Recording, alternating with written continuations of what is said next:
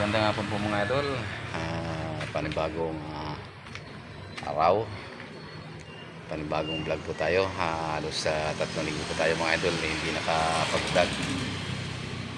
So ngayon po ay meron po tayong ginagawa na pickup. Ito po yung dating ginawa po natin mga idol, year 2008. So ngayon ay 2025. So ngayon po natin uli na repaint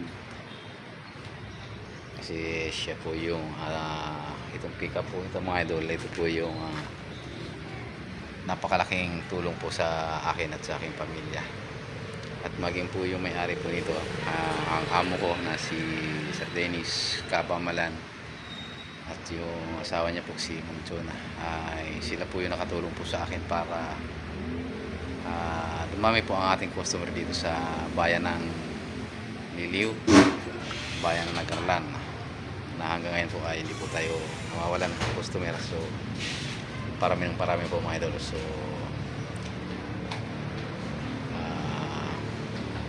update ko na lang po kayo mga idol kapag natapos na po natin.